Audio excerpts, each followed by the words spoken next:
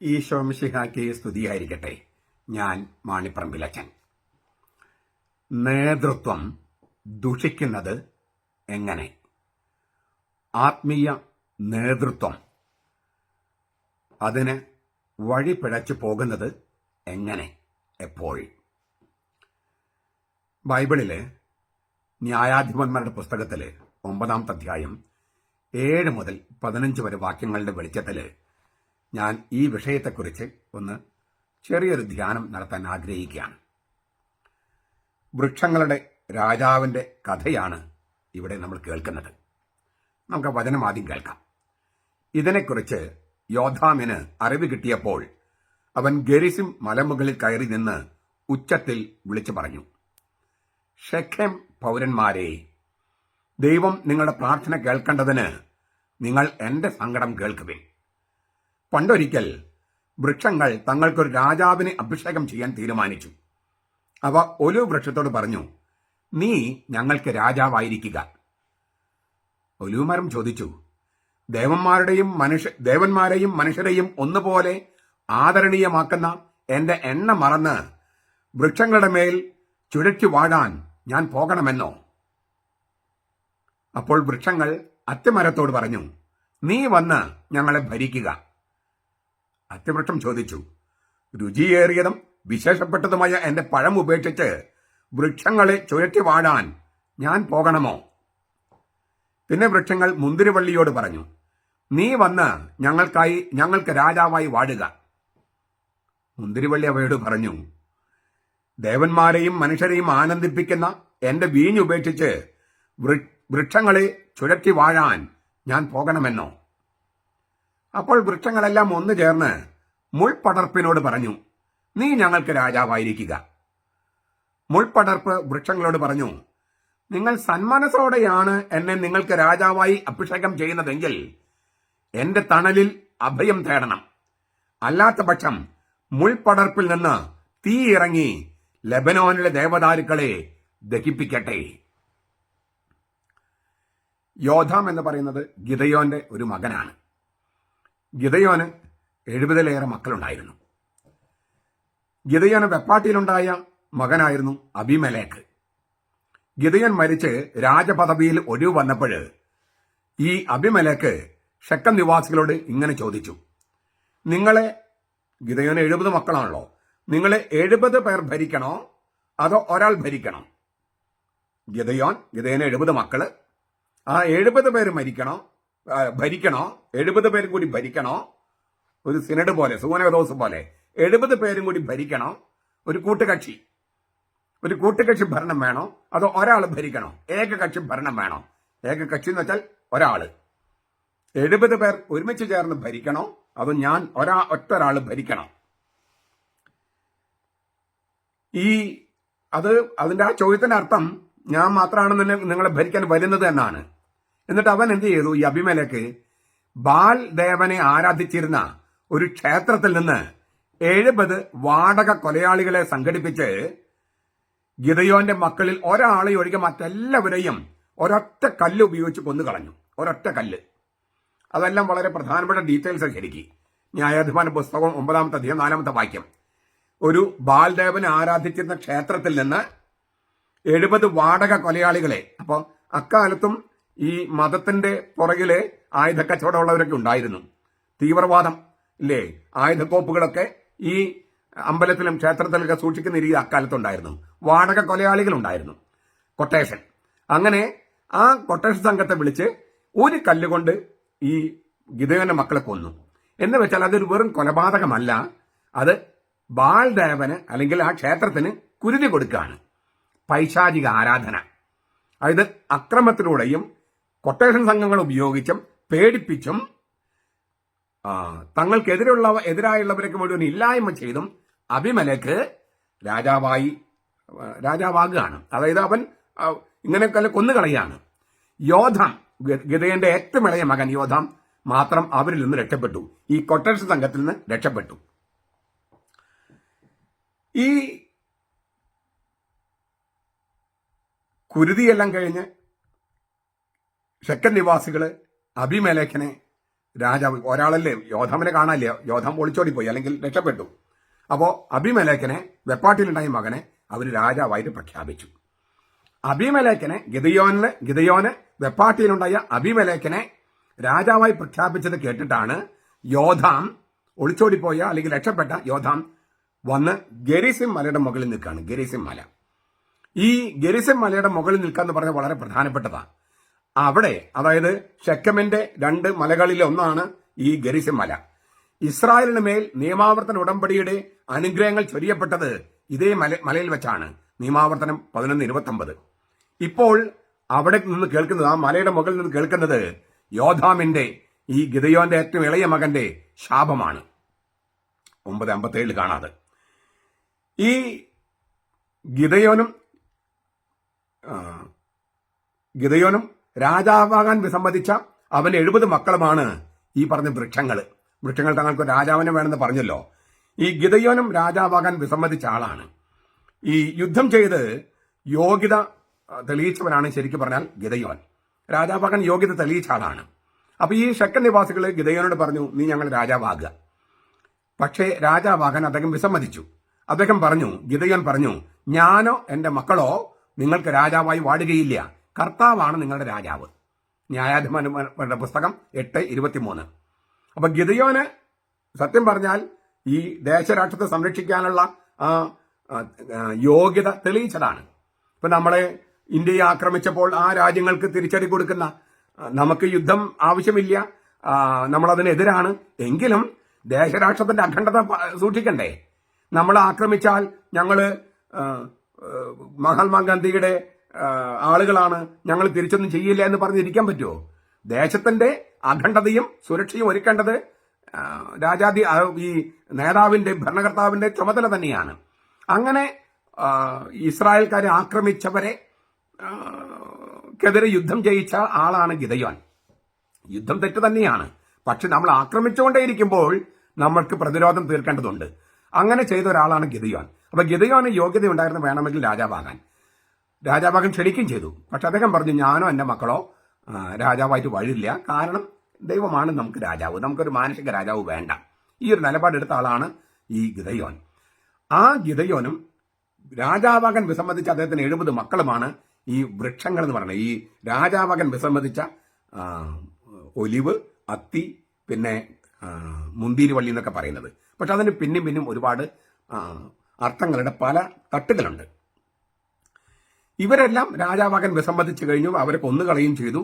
അപ്പോൾ യോഗ്യതകളൊന്നും നോക്കാതെ വെറും വാചകമടിയിൽ വീണ് അബിമേലെക്കിനെ രാജാവാക്കാണ് ഈ ഷെക്കൻ നിവാസികൾ. തരം താണ രാഷ്ട്രീയം കളിച്ചിട്ടാണ് ഈ അയാൾ അധികാരം കൈയാളുന്നത്. ഞാൻ പറഞ്ഞു കഴിഞ്ഞു, കൊട്ടൻ സംഘത്തെ വിളിച്ച് തനിക്കെതിരായുള്ളവരെ മുഴുവൻ കുരുതി കൊടുത്തിട്ടാണ് ഈ അബിമേലെക്ക് രാജാവാകുന്നത് അല്ലെങ്കിൽ നേതാവാകുന്നത്. ഇങ്ങനെ തരം താണ രാഷ്ട്രീയം കളിച്ചിട്ട് അധികാരം കൈയാളുന്നവരിൽ നിന്ന് ദുരന്തമല്ലാതെ മറ്റൊന്നും പ്രതീക്ഷിക്കരുത് എന്നാണ് യോധാം പറയണേ.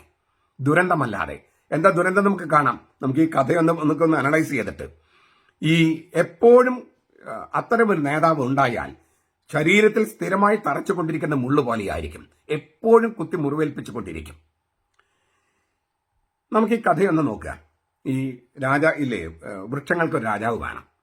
അതായത് ഇസ്രായേൽക്കാർ പറയാണ്, ദൈവം രാജാവാണെങ്കിലും ഞങ്ങൾക്കത് പോരാ, ഞങ്ങൾക്ക് ഈ ഒരു മാനുഷിക നേതാവ് വേണം. ദൈവം രാജാവാറ്റി ഇരുന്നാൽ പോരാ, മാനുഷിക നേതാവ് വേണം.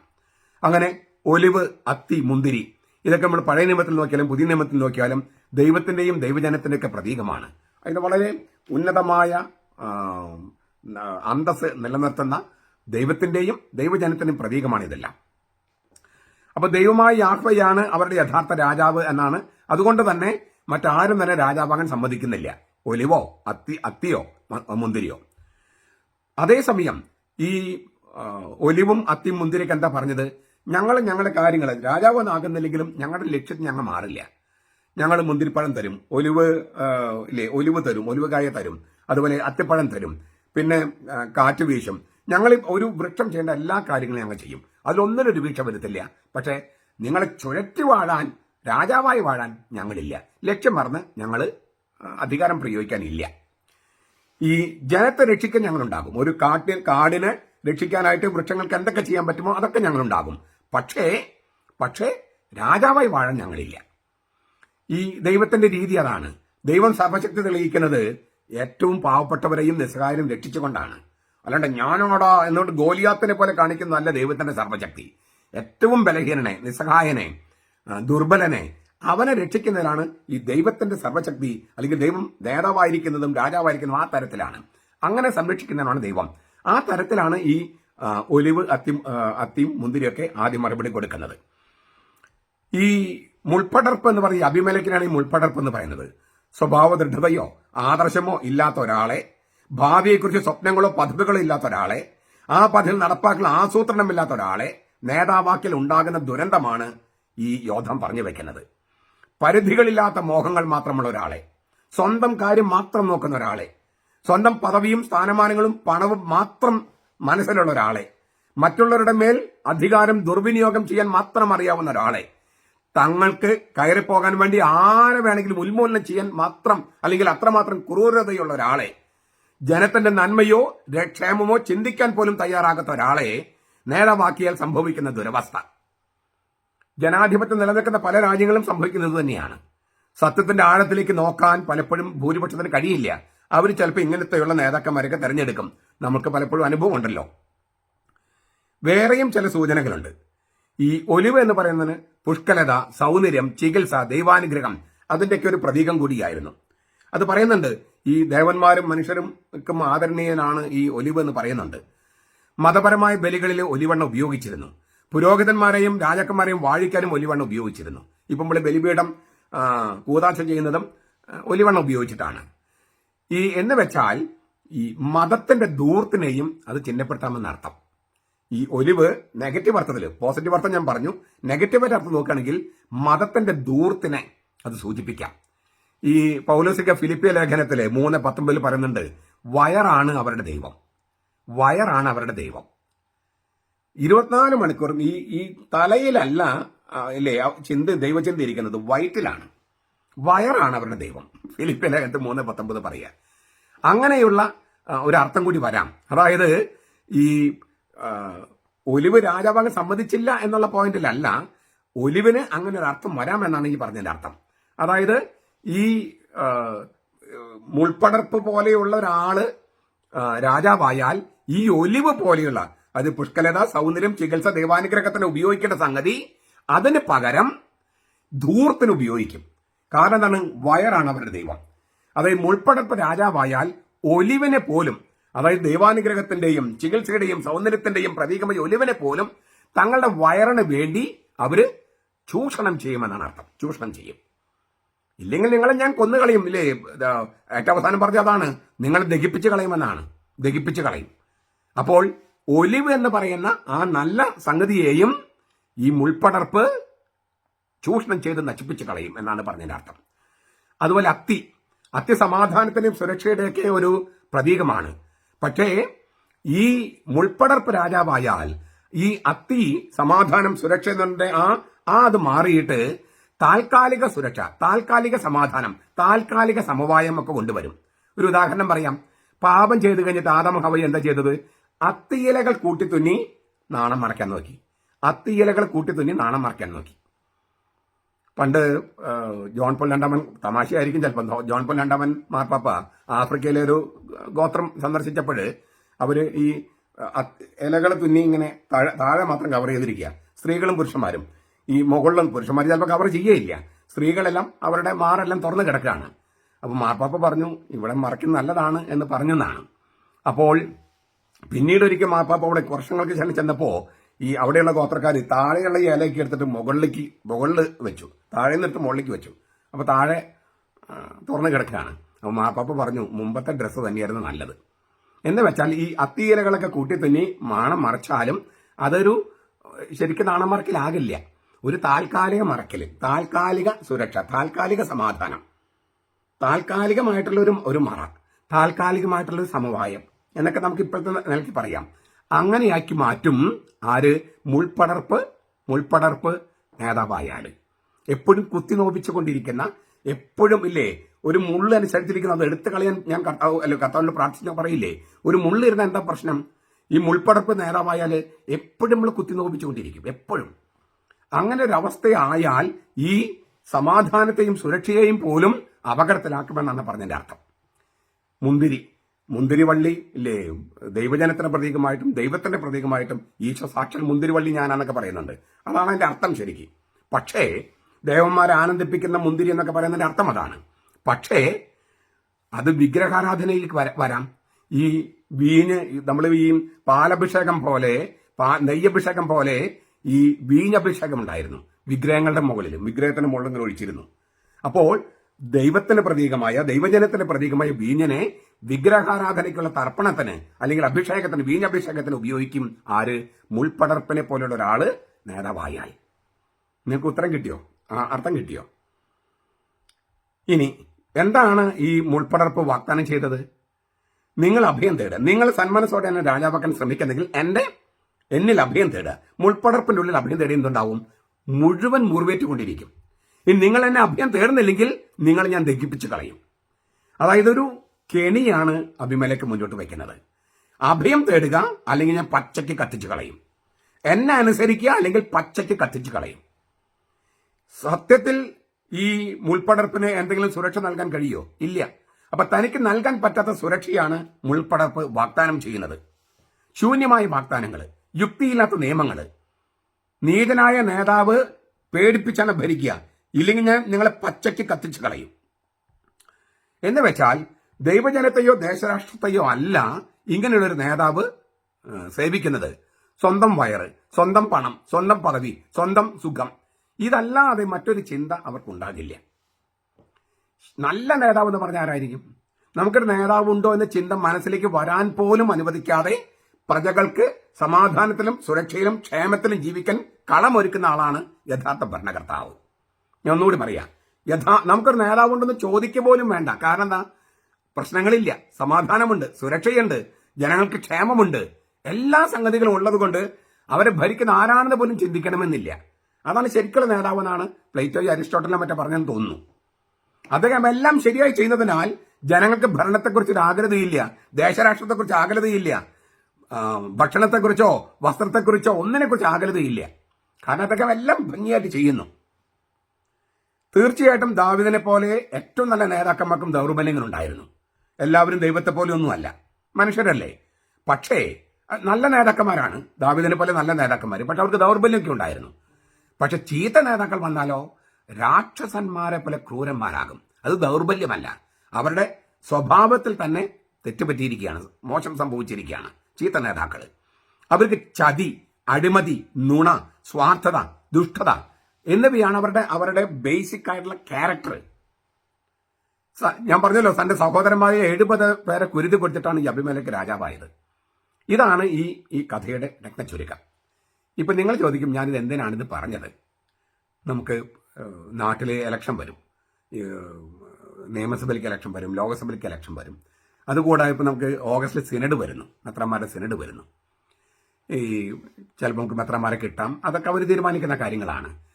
ഇവിടെയൊക്കെ ഈ നേതൃത്വത്തിലേക്ക് വരുന്ന ഒരു സംഗതി, പരിശുദ്ധാത്മാവിനെ ഉമ്മറത്തിരുത്തി, പരിശുദ്ധാത്മാവിനെ കടക്കാൻ, അതായത് അകത്ത് കടക്കാൻ പറ്റാത്ത തരത്തിൽ ഉമ്മറത്തിരുത്തി ഇങ്ങനെ നേതാക്കന്മാരെയോ മെത്രാന്മാരെയോ തെരഞ്ഞെടുപ്പോ എന്ത് നടത്തിയാലും ഇതുപോലെ നമ്മൾ ഈ ഒലിവ്, അത്തി, മുന്തി എന്ന് പറഞ്ഞ ആ നല്ല ഏറ്റവും യോജിച്ച രാജാക്കന്മാരാകാൻ യോജിച്ച ആൾക്കാരൊക്കെ മാറ്റി നിർത്തിയിട്ട് ഈ മുൾപടർപ്പിനെ നേതാവായി തെരഞ്ഞെടുക്കും.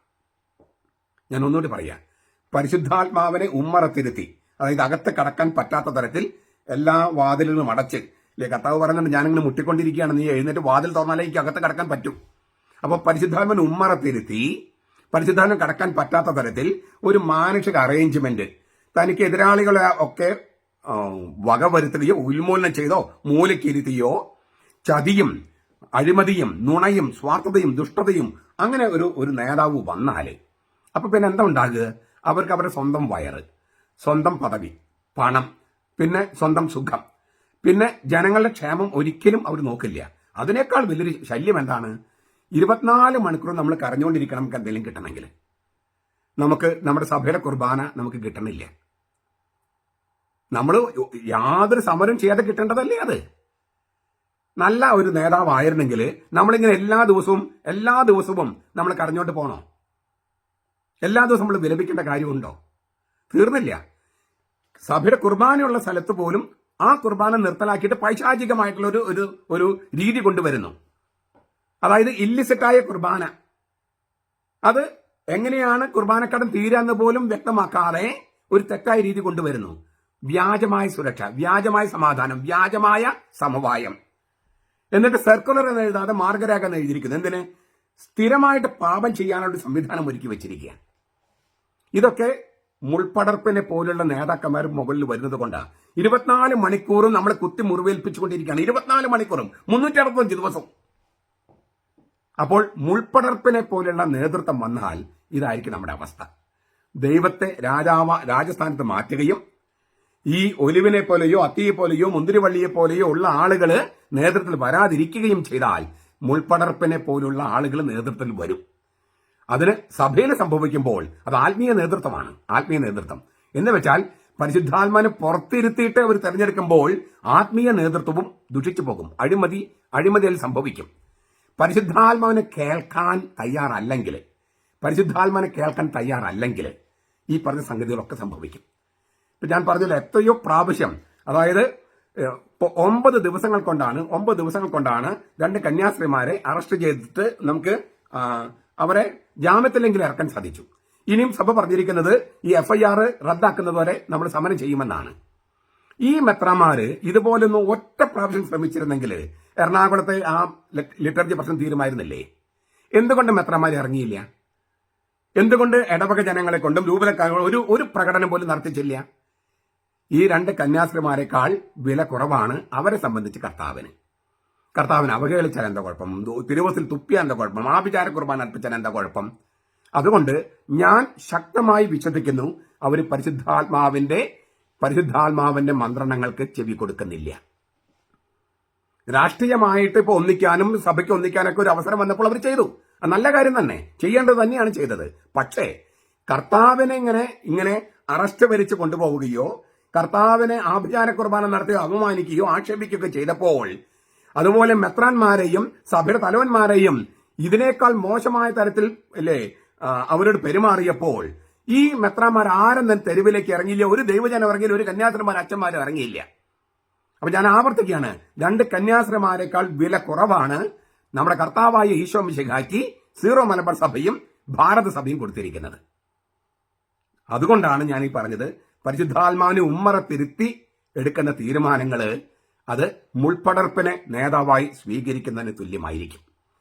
നമ്മുടെ കർത്താവ് ഈശോ മിശിഹായുടെ കൃപയും പിതാവായ ദൈവത്തിന്റെ സ്നേഹവും പരിശുദ്ധാത്മാവിന്റെ സഹവാസവും നാം എല്ലാവരോടും കൂടി ഉണ്ടായിരിക്കട്ടെ, ഇപ്പോഴും എപ്പോഴും എന്നേക്കും. ആമേൻ.